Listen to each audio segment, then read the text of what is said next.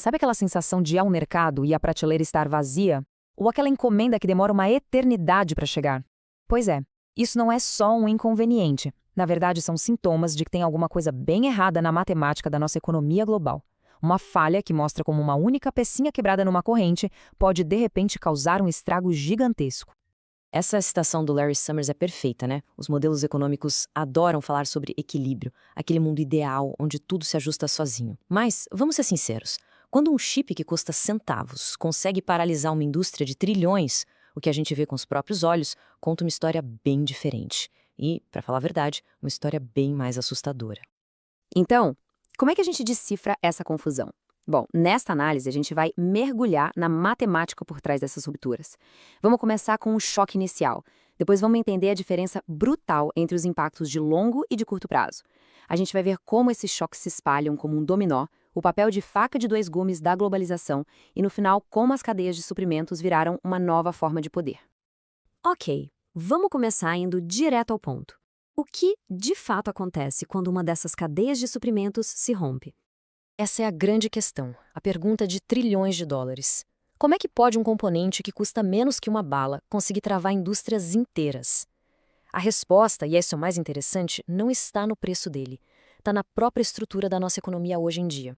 Os economistas têm um nome para isso. É um problema fora do equilíbrio.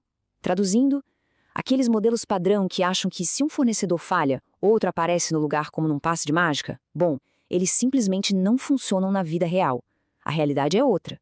Achar um novo parceiro, ajustar uma fábrica, fechar contrato, isso tudo leva meses, às vezes anos. E nesse meio tempo, o motor da economia simplesmente engasga e para. E é exatamente esse meio tempo que nos leva para a ideia central aqui. A diferença absurda e que muita gente ignora entre o que acontece no longo prazo e o que acontece no curto prazo. Olha só, aqui fica tudo bem claro. No longo prazo, a poeira baixa, aparecem novos fornecedores e o prejuízo fica mais ou menos na proporção do custo daquela peça que faltou. Mas no curto prazo, aí o bicho pega. Não tem tempo para se adaptar, os estoques acabam, as linhas de produção param e o tamanho do estrago não é medido pelo custo da pecinha, mas pelo valor de cada produto final que deixa de ser feito. É aí que o terremoto acontece. Essa visão de longo prazo tem até um nome chique, sabia? Teorema de Houghton. A ideia basicamente é a seguinte: o impacto de um choque é limitado pelo peso daquele item na economia. Ou seja, se os chips são só uma fraçãozinha do custo de um carro, a teoria diria que a crise dos chips deveria ser um problema pequeno. Mas a gente já viu que a realidade é bem diferente, né? Vamos colocar isso em números para ficar mais fácil. Pensa no mercado global de semicondutores, que movimenta uns 500 bilhões de dólares. Se a gente olhar pelo lado do longo prazo, uma queda de 5% na produção daria um prejuízo de 25 bilhões. É dinheiro, claro que é, mas na escala da economia mundial é uma coisa que dá para administrar. Só que no curto prazo, o custo do chip é a última coisa que importa. O que realmente pesa é o valor de cada carro, cada celular, cada geladeira que não vai poder ser montado sem aquele bendito chip. E aí, meu amigo, a conta muda completamente. E aqui a diferença é de cair o queixo. No curto prazo, a gente não está mais falando de um mercado de 500 bilhões de dólares de chips. A gente está falando de um mercado de 5 trilhões de dólares de produtos finais que precisam desses chips. Uma falta de 5% nesse universo, a gente está falando de uma perda de 250 bilhões de dólares. 10 vezes maior, entende? O custo não é do componente. O custo é da paralisação. Certo, mas como um choquezinho pequeno vira esse tsunami de 250 bilhões de dólares? A resposta está no efeito cascata. O mecanismo por trás disso é, na verdade, bem intuitivo. Começa com um choque inicial, tipo uma fábrica que para. Daí, as empresas que compravam dela começam a sentir a falta das peças. Elas não recebem o que precisam e, como consequência, as linhas de produção delas também param. E essa paralisação vai se espalhando de empresa em empresa, como um efeito dominó, até chegar lá no produto final que a gente compra na loja. E no nosso mundo super conectado de hoje, esse efeito cascata é ainda mais forte. Ele é potencializado ao extremo. A globalização sempre foi essa faca de dois gumes. Por um lado, ela trouxe uma eficiência incrível, preços mais baixos porque cada país se especializou no que faz de melhor. Ótimo.